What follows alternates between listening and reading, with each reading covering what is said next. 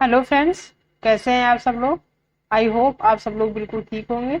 चलिए शुरू करते हैं आज की क्लास। आज की क्लास का जो टॉपिक है वो हमने लिया है ईवीएस यानी कि पर्यावरण अध्ययन से। ठीक है। और आज की क्लास में हम पक्षियों से संबंधित वो सभी जानकारी वो सभी टॉपिक पढ़ेंगे जो हमारे सीटेट के एग्जाम में पूछे जाते हैं।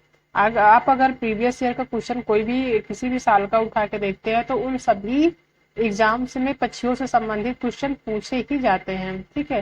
हर एग्जाम में इन पक्षियों से संबंधित क्वेश्चन आपको देखने को जरूर मिलेंगे। 2011 से लेकर अब तक यानी कि 2023 तक के जितने भी एग्जाम हुए हैं सभी में पक्षियों से संबंधित, उनके चोंच से संबंधित, उनके पंजों से संबंधित, उनके घोंसलों से संबंधित, इन सभी चीजों से संबंधित एग्जाम में क्वेश्चन पूछा जाता है। तो आज की क्लास में हम पक्षियों से संबंधित सभी जानकारी, टोटल जितनी भी चीजें पूछी जाती हैं सारी चीजें डिस्कस कर लेंगे आज की क्लास में। आज की क्लास में अगर आप देख लेते हैं तो सारे क्वेश्चन आपको क्लियर हो जाएंगे। इसके बाहर एग्जाम में क्वेश्चन नहीं पूछा जाएगा। ठीक है। तो बात करते हैं पक्षियों के बारे में। कुछ जानकारी, जो कुछ तथ्य होते हैं कि जो पक्षियां होती है वे उड़ सकती हैं और अंडे दे सकती है। सभी को पता है कि पक्षियां जो होती हैं उड़ सकती हैं और अंडे दे सकती है। ठीक है। ये घोंसला बनाते हैं और पेड़ों पर रहते हैं। ये भी सबको पता है कि जो पक्षियां होती है वो अपना एक घोंसला बनाती हैं और ये पेड़ों पर रहती हैं। पक्षी जो होते हैं वो फल, बीज, कीड़े और कीड़े मकोड़े खाते हैं। ठीक है। कीड़े मकोड़े खाते हैं।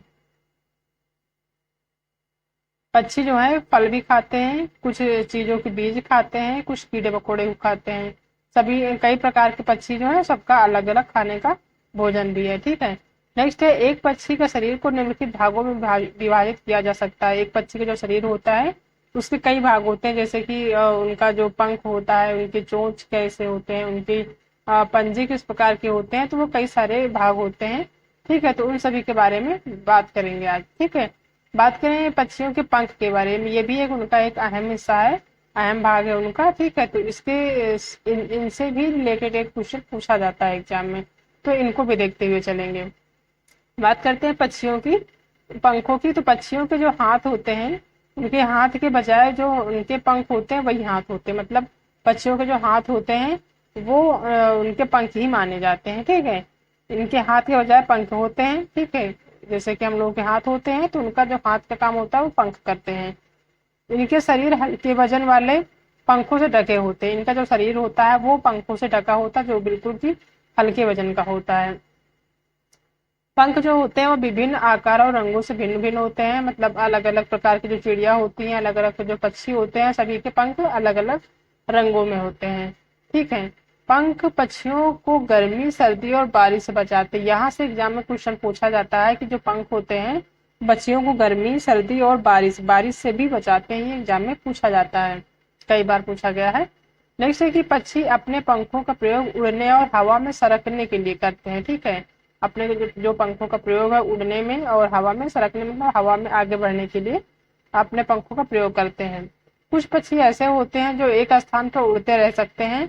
इस घटना को होर्विंग कहा जाता है। ठीक है। कुछ पक्षी ऐसे भी होते हैं जो एक स्थान पे रह के उड़ सकते हैं। मतलब चलते चलते वो एक जगह रुक जाते हैं, रुक के उड़ते रहते हैं, तो वो कहलाता है होवरिंग। और ऐसे जो पक्षियां हैं वो हैं हमिंग बर्ड और गिद्ध। ये जो है एक जगह रुक कर भी उड़ते रहते हैं अपने पंखों की मदद से।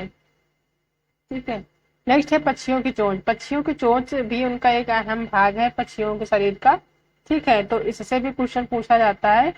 तो बात करें पक्षियों की चोंच की, तो पक्षी के जो जबड़े होते हैं वो चोंच में रूपांतरित हो जाते हैं। जैसे कि हम इंसानों के या जानवरों में जबड़े पाए जाते हैं, तो इनमें जो पाया जाता है वो चोंच ही जबड़ा जैसा होता है। मतलब जबड़े चोंच को ही जबड़ा कहेंगे। ठीक है। कुछ पक्षियों की चोंच छोटी होती है तो कुछ की नुकीली झुकी हुई चोंच होती है। ठीक है। कुछ पक्षी ऐसे होते हैं जिनकी चोंच छोटी होती है, कुछ की नुकीली होती है, और कुछ पक्षी ऐसे होते हैं जिनकी चोंच जो है नुकीली और झुकी हुई होती है। ठीक है। चोंच खाने में सहायक होती है।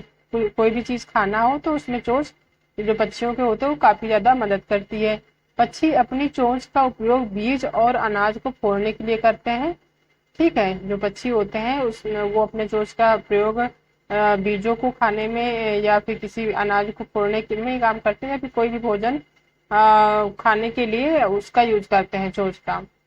बड़ी चोंच का उपयोग भोजन को फाड़ने और पानी से छोटी मछलियों को पकड़ने के लिए भी किया जाता है। ठीक है, बड़ी चोंच जिन पक्षियों के होते हैं वो भोजन को फाड़ने और पानी से छोटी मछलियों को पकड़ने के लिए भी किया जाता है। कुछ पक्षी ऐसे होते हैं जिनकी चोंच लंबी होती है, पतली होती है, तो वो अपनी चोंच का प्रयोग मछलियों को पकड़ने के लिए करते हैं, वो भी पानी में। ठीक है, नेक्स्ट आता है कि जो बाज, चील और गिद्ध हैं, ये मांसाहारी पक्षियों की चोंच छोटी और हुक की तरह मोटी होती है। ये बाज, चील और गिद्ध होते हैं, ये एग्जाम में पूछा जाता है कि इनकी चोंच कैसे होती है।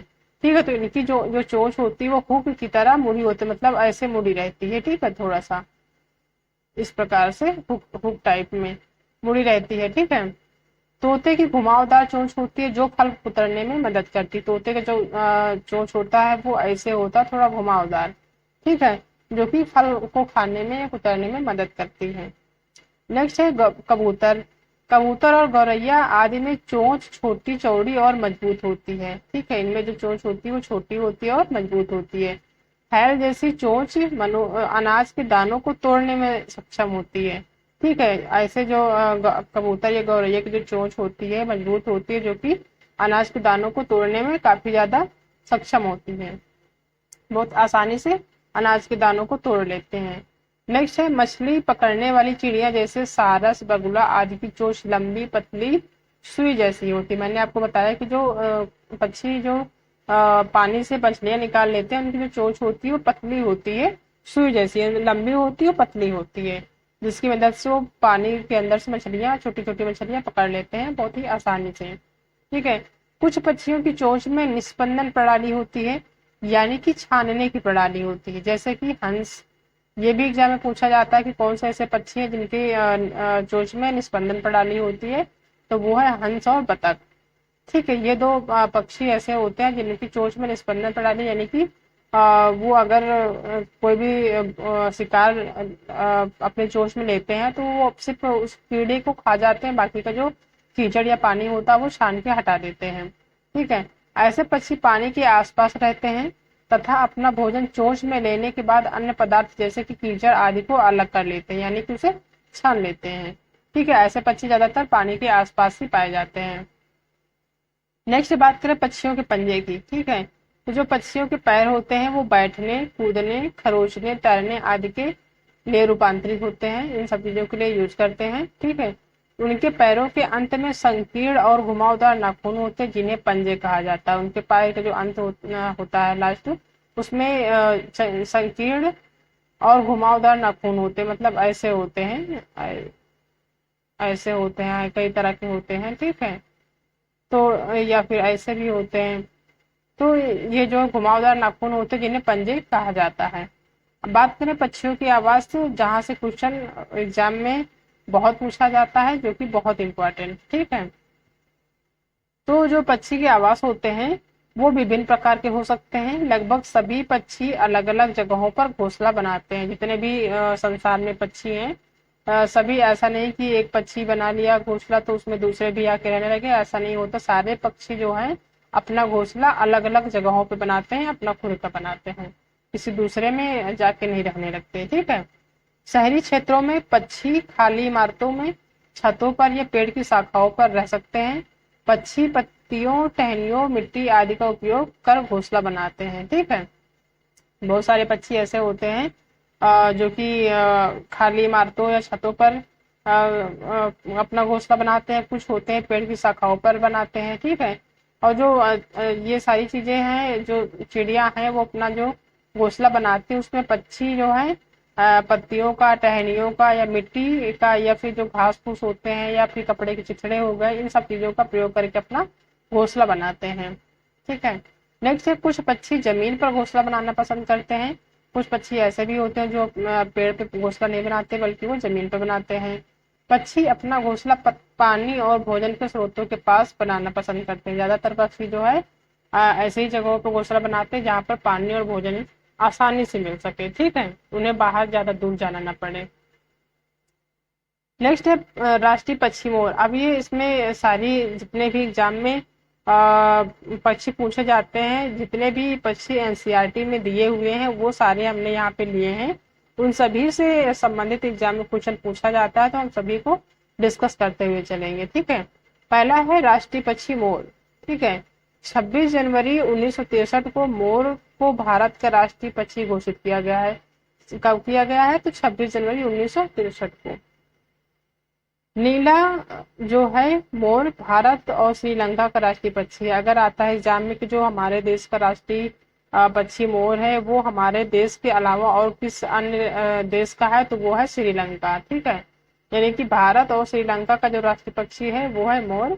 हमारे पड़ोसी देश म्यांमार का राष्ट्रीय पक्षी भी मोर है। मतलब कि तीन ये देश हो गए, श्रीलंका, भारत और म्यांमार। ये तीन ऐसे देश है जहाँ पर जो है राष्ट्रीय पक्षी मोर माना जाता है, ठीक है।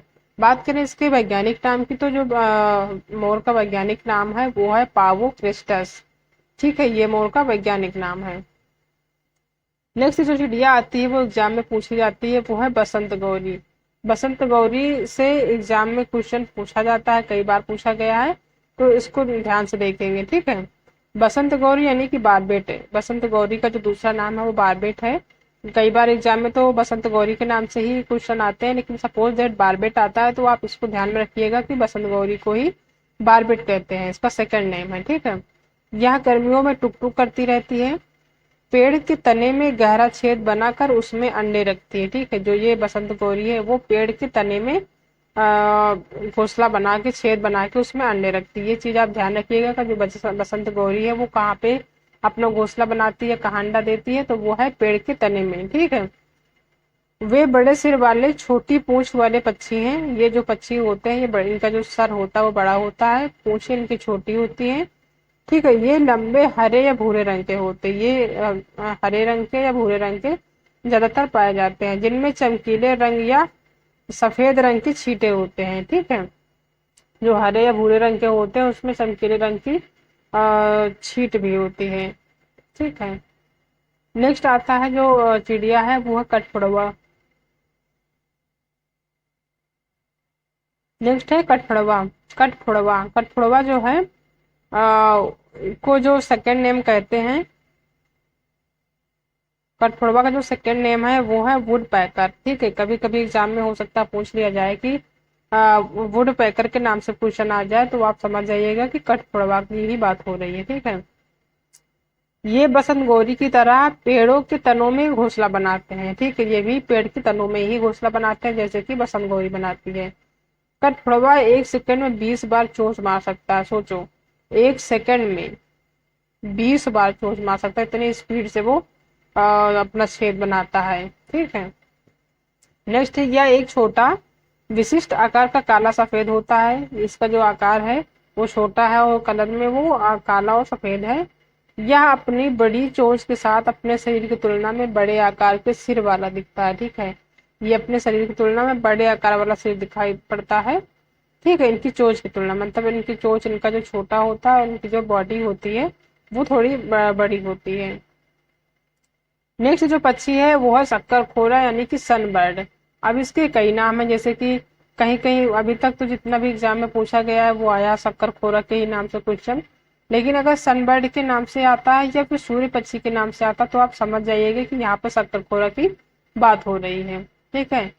तो इसकी बात करेंगे कि एक प्रकार का छोटा सुंदर पक्षी है। शक्करखोरा जो है एक प्रकार का छोटा सुंदर पक्षी है। इसका रंग नीला और चोंच काली होती है। इसके जो बॉडी का कलर होता है वो नीला होता है और इसकी जो चोंच होती है वो काली होती है। शक्करखोरा किसी छोटे पेड़ या झाड़ी की डाली पर अपना लटकता हुआ घोंसला बनाती है। इसका जो घोंसला होता है वो लटकता हुआ होता है, ठीक है। ऐसे लटकता हुआ होता है। इसका जो घोंसला है वो बाल, मकड़ी के जाले, पतली टहनियां, बारीक घास, सूखे पत्ते, रुई, पेड़ की छाल के टुकड़े और कपड़ों के चिथड़ों से बना होता है। अगर एग्जाम में पूछा जाता है कि कपड़ों के चिथड़ों से जो घोंसला बनाते हुए कौन सा पक्षी है, तो वो है आपका शक्करखोरा यानी कि सनबर्ड। नेक्स्ट है चील, बाज और गिद्ध। इनसे भी रिलेटेड एक क्वेश्चन पूछा जाता है, तो इनको देखते हुए चलेंगे। चील की तरह गिद्ध भी एक शिकारी पक्षी है।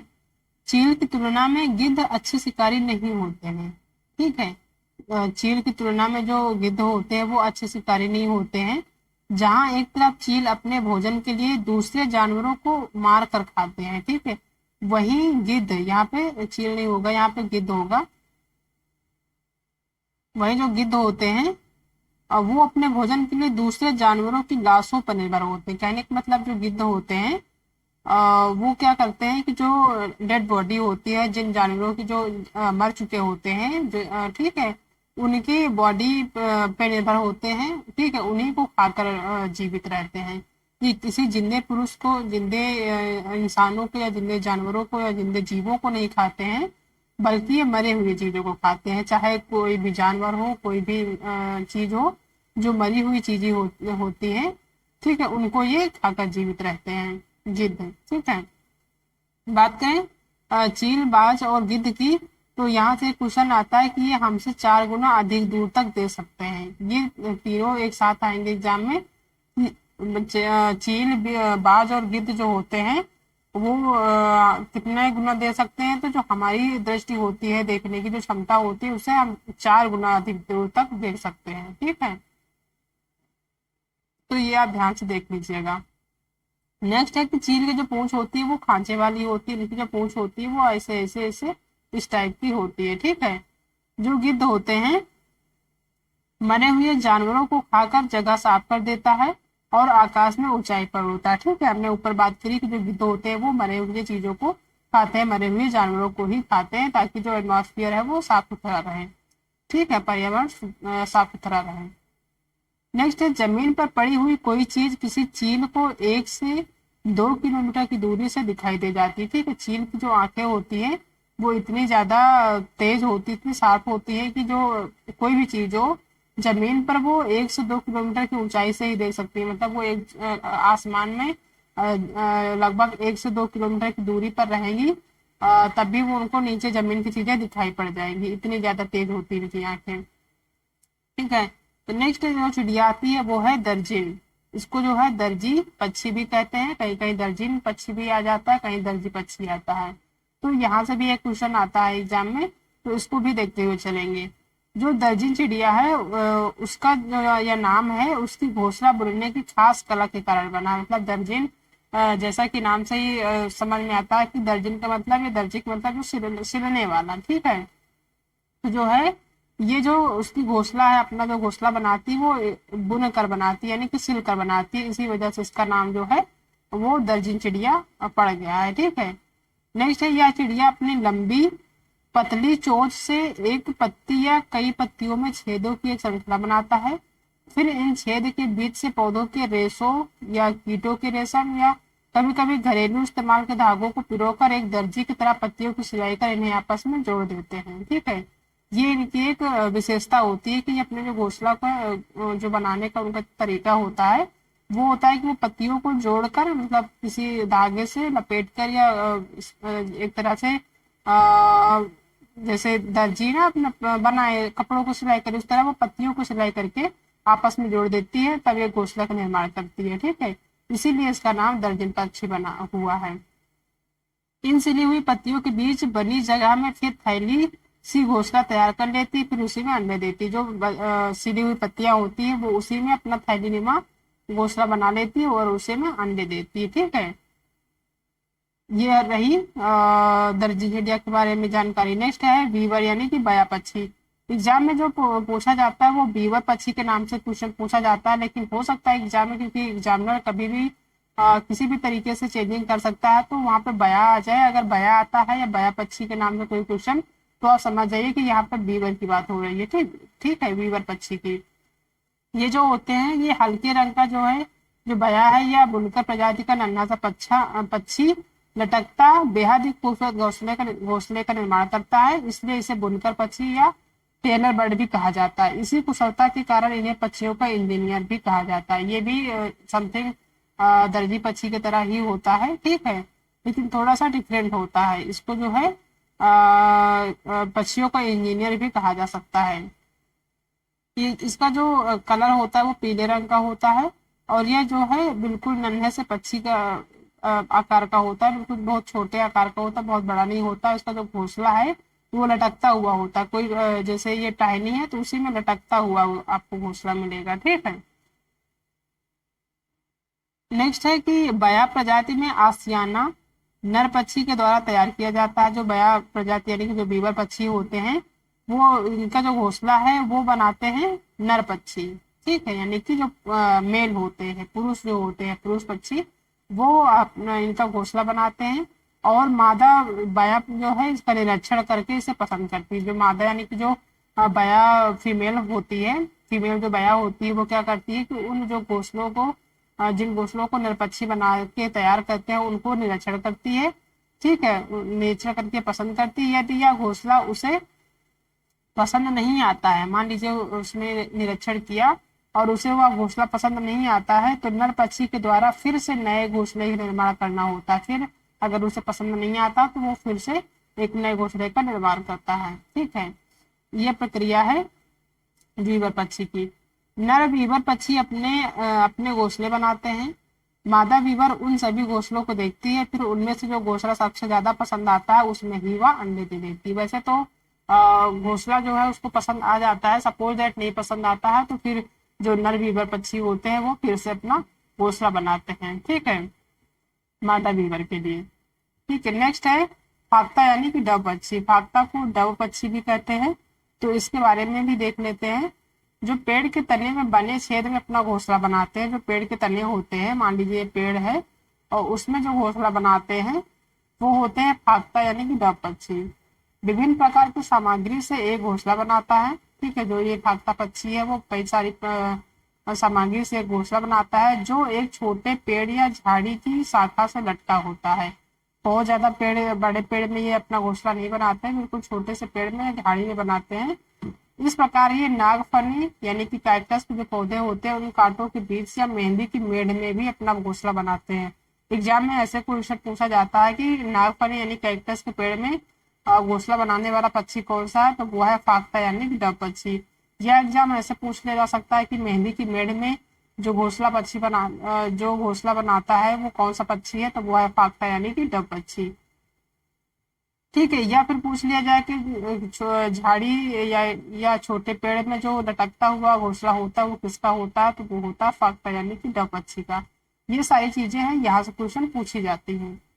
नेक्स्ट जो पक्षी है वो है कलचिड़ी पक्षी, जो कि इंडियन रोबिन इसे कहा जाता है। इसका जो सेकंड नेम है वो है इंडियन रोबिन, ठीक है। कल चिड़ी जो होती है वो पत्थरों के बीच अपना घोंसला बनाती है। ये एग्जाम में कई बार पूछा गया है कि जो पत्थरों के बीच अपना घोंसला बनाती है वो कौन सी चिड़िया है, तो वो है कलचिड़ी। इनके घोंसलों में पौधों की नाजुक टहनी, जड़े, बाल, रुई ये सब बिछा रहता है, ठीक है। जो अपना घोंसला बनाती है तो ये सारी चीजें वो अपने बिछा के रखती है, ठीक है, घोंसले में। या छोटे छोटे कीड़े खाती है, ये जो चिड़िया है वो छोटे छोटे कीड़े मकोड़े खाती है। इनकी जो चोंच होती है वो अंदर से लाल होती है। अगर आपको किसी भी पक्षी की पहचान करनी है तो आप उसको ध्यान से देखेंगे, जब वो बोलेगी तो रेड कलर का जो उसका चोंच होता है वो समझ में आ जाएगा कि हाँ इनका जो चोंच है वो रेड कलर का है, ठीक है। नेक्स्ट पक्षी आता है मैना, जिससे एग्जाम में क्वेश्चन पूछा जाता है कि जो झटके से अपने गर्दन आगे पीछे करती है वो कौन सी चिड़िया है, तो वो है मैना, ठीक है। मैना जो होती है वो झटके से अपने गर्दन को आगे पीछे करती है, ये चीज आप ध्यान रखिएगा, ठीक है, क्योंकि यहाँ से एग्जाम में पूछा जाता है कि झटके से अपना गर्दन जो आगे पीछे करती है वो कौन सी पक्षी है, तो वो है मैना पक्षी। नेक्स्ट है उल्लू पक्षी। उल्लू जो है एक ऐसा पक्षी जिसे दिन की अपेक्षा रात में अधिक स्पष्ट दिखाई देता है, ठीक है। ये दिन में बहुत कम देख पाते हैं, रात में अधिक देख पाते हैं। ये अपने गर्दन पूरी घुमा सकता है। ये एग्जाम पूछा जा सकता है कि कौन सा ऐसा पक्षी है जो अपना गर्दन पूरी तरह से घुमा सकता है, तो वो है उल्लू। इसके जो कान होते हैं वो बहुत ही संवेदनशील होते हैं, ठीक है। उल्लू अपनी गर्दन पीछे तक घुमा सकता है, मतलब अगर यहाँ पे फेस है तो वो यहाँ तक घुमा सकता है, ठीक है। इसकी आंखें मानवों की तरह सामने की तरफ होती है। ये एग्जाम में कई बार पूछा गया है कि कौन सा ऐसा पक्षी है जिसकी आंखें मानवों की तरह सामने की तरफ होती है, तो ये है उल्लू, ठीक है। नेक्स्ट जो पक्षी है वो है कौवा।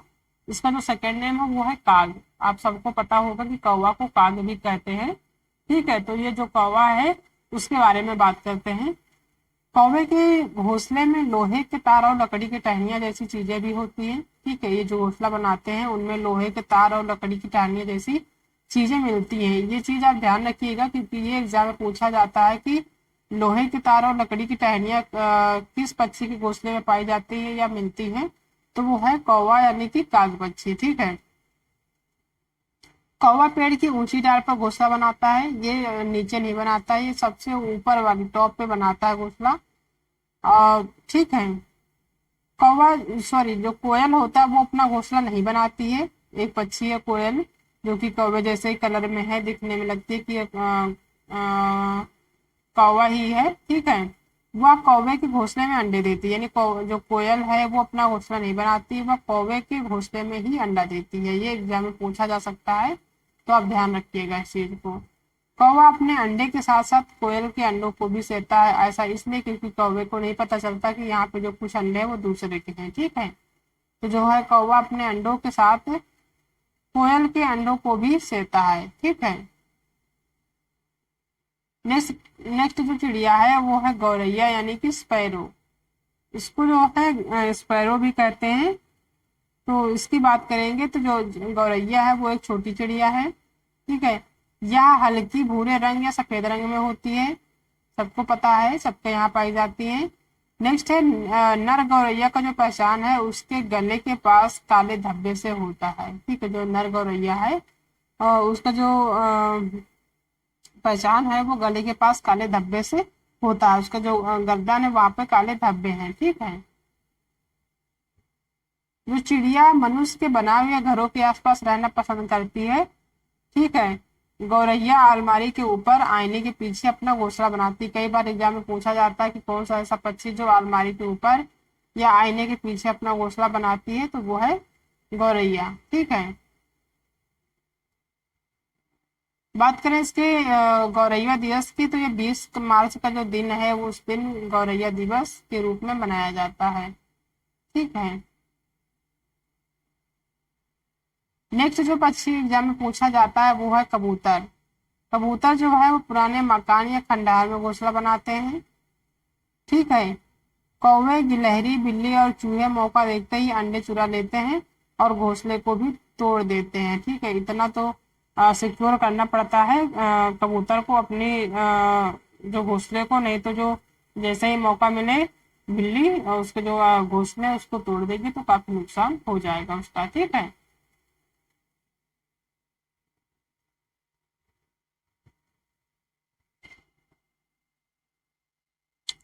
नेक्स्ट है कुछ महत्वपूर्ण तथ्य हैं जो पक्षियों के बारे में एग्जाम में पूछे जाते हैं, तो उनको भी देखते हुए चलेंगे। ठीक है, जो पक्षियां होते हैं वो अंडे देने के लिए ही घोंसला बनाते हैं, सबको पता है। ये जो घोंसला बनाते हैं वो अंडा देने के लिए ही बनाते हैं। ठीक है, जब अंडों से बच्चे निकल जाते हैं तब वो घोंसला छोड़कर उड़ जाते हैं। घोंसला छोड़कर पक्षी अलग अलग जगह चले जाते हैं। ठीक है, कुछ पक्षी हैं जो पेड़ पे रहते हैं, कुछ जमीन पर चले जाते हैं रहते हैं, या कुछ पानी में रहते हैं। तो ये सारे पक्षी अलग अलग उनका रहने का जगह भी है। ठीक है, और ये घोंसला इसीलिए बनाते हैं अंडे देने के लिए। ठीक है, नेक्स्ट है पक्षी एक ही समय में दो अलग अलग चीजों को एक साथ देख लेते हैं। ये एग्जाम में कई बार पूछा गया है कि जो पक्षी होते हैं वो देखते कैसे हैं, सबके देखने का जो तरीका होता है वो अलग अलग होता है। ठीक है, तो जो पक्षी होते हैं ज्यादातर जो अधिकतर जो पक्षी हैं वो एक ही समय में दो अलग अलग चीजों को एक साथ देख लेते हैं। ठीक है, यानी उन पर जो नजर डाल लेते हैं, जब अलग अलग चीजों पर केंद्रित करते हैं तो उनका देखने का फायदा बढ़ता है, और जब ये बिल्कुल सामने देखते हैं तो इनकी दोनों आंखें एक ही चीज पर होती है। ठीक है,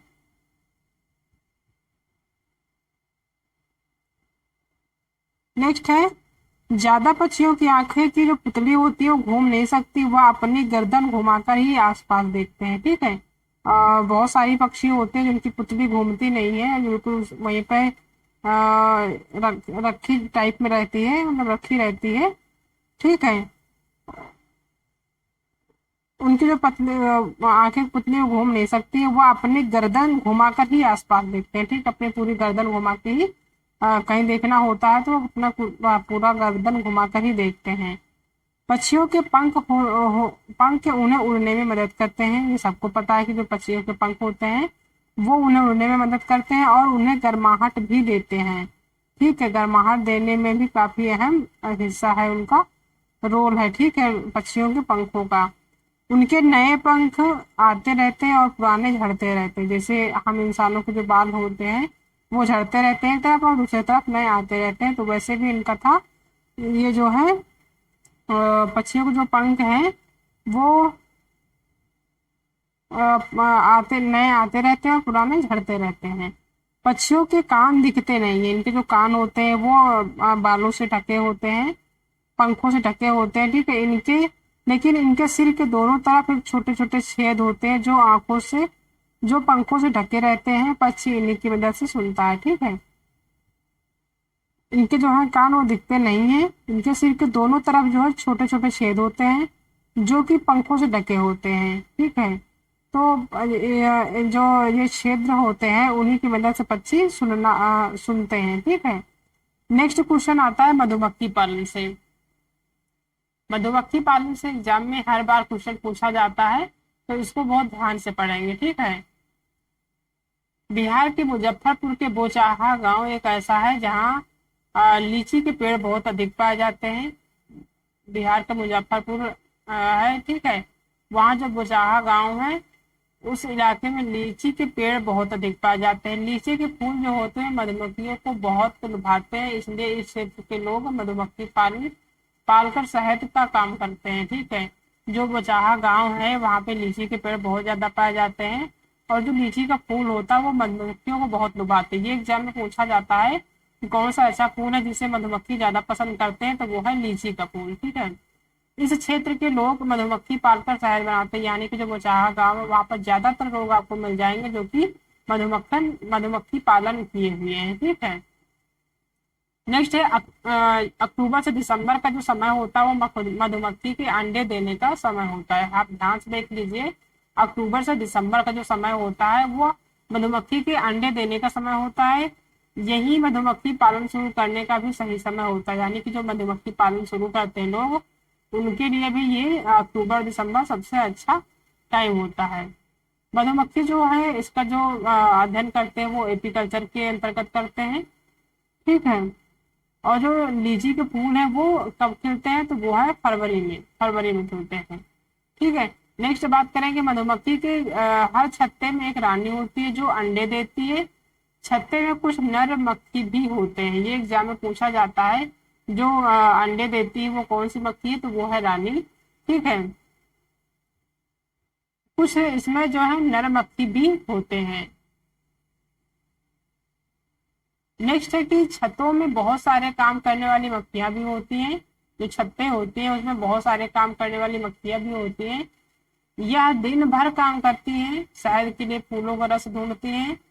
जब किसी मक्खी का रस मिल जाता है तो वह एक तरह का नाच करती है। ठीक है, जब जैसे मान लीजिए कि पक्षियां एक तरफ गई एक डायरेक्शन में और वहां पे उनको एक शहद मिल जाता है। ठीक है, जो रस है फूलों का वो मिल जाता है, तो वो एक तरह की खुशी का एक आनंद से विभोर होके वो नाच करती है, नृत्य करने लगती है, जिससे पता सारी मक्खियों को पता चल जाता है कि यहाँ पे कुछ तो मिल गया है अच्छा खाने के लिए। ठीक है, नेक्स्ट मधुमक्खी रस शहद बनाती है। जो मधुमक्खी है वो शहद बनाती है। छत्ता बनाने का जो काम है भी है इन्हीं का होता है, यानी जो मधुमक्खी है उन्हीं का काम छत्ता बनाने का भी होता है और उनका रस लाकर भरने का भी होता है और बच्चों को पालने का भी, यानी बच्चे जो पालते हैं, जो बच्चों को पालने का काम होता है वो मधुमक्खी ही करती है। ठीक है, वहां पे जो नर मधुमक्खी है वहां इनका यहाँ पे कोई रोल नहीं है, मादा मक्खी ही ये सारी चीजें करती हैं। नेक्स्ट मधुमक्खी पालन में बक्से का प्रयोग किया जाता है। जो मधुमक्खी पालन होता है वो एक बक्से टाइप का होता है। ठीक है, इस बक्से में चीनी का घोल डाल दिया जाता है, यहाँ पर चीनी का घोल डाल दिया जाता है। अब जो नर मक्खी है वो छत्ते के लिए कुछ खास काम नहीं करते। जो नर मक्खी की बात करें तो वो अपने छत्तों के लिए कोई खास काम नहीं करते। और जो इनमें अम्ल पाया जाता है, जो एसिड पाई जाती है, जो काटने के बाद लोगों को फीवर आ जाता है, वो है फॉर्मिक अम्ल, यानी कि फॉर्मिक एसिड, जो कि मधुमक्खियों के डंक में पाया जाता है। इस चीज को आप बहुत ध्यान से देखिएगा। ठीक है, तो ये सारी चीजें हैं आज की क्लास की, जिसमें हमने सारे जितने भी पक्षी आते हैं उनसे संबंधित सारे क्वेश्चन डिस्कस कर लिए हैं। इसी से रिलेटेड आपको एग्जाम में क्वेश्चन देखने को मिल जाएगा।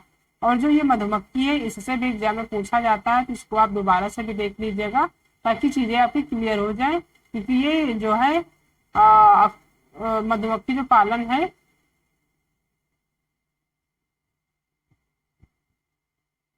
इससे संबंधित क्वेश्चन हर एग्जाम में पूछा जाता है, तो उसको बहुत ध्यान से देखिएगा। ठीक है, चलिए ठीक है। बाकी आज के क्लास में इतना ही, जितने भी क्वेश्चन थे हमने आज डिस्कस कर लिए हैं। बाकी मिलते हैं नेक्स्ट क्लास में। तब तक अपना ध्यान रखिएगा। और अगर आपको वीडियो पसंद आई है तो आप वीडियो को लाइक करिए और अपने दोस्तों में शेयर करिए। और अगर आप चैनल पर नए हैं तो आप उसे सब्सक्राइब करना बिल्कुल भी मत भूलें, क्योंकि हम जो तैयारी है सीटेट एग्जाम की, वो पूरा एग्जाम तक चलाने वाले हैं। सारे टॉपिक आपको 1 बाय 1 मिलते रहेंगे। और नेक्स्ट जो वीडियो आएगा, हो सकता है उसमें आपको प्रीवियस ईयर के क्वेश्चन भी सॉल्व के लिए मिल जाए। तो आप वीडियो को सब्सक्राइब करना बिल्कुल भी मत भूलना। ठीक है, क्योंकि अब हम प्रीवियस ईयर के क्वेश्चन भी, यानी कि जो 2023 के जनवरी में एग्जाम हुए हैं, उसके भी क्वेश्चन सॉल्व कराने वाले हैं। तो आप वीडियो को चैनल को सब्सक्राइब कर लीजिएगा, ताकि जब भी हम नेक्स्ट वीडियो डालें नेक्स्ट क्लास में, उसका नोटिफिकेशन आप तक पहुंच जाए। ठीक है, और एक भी वीडियो आपकी स्किप ना होने पाए। ठीक है, चलिए मिलते हैं नेक्स्ट क्लास में। तब तक अपना ध्यान रखिएगा। Okay, thank you.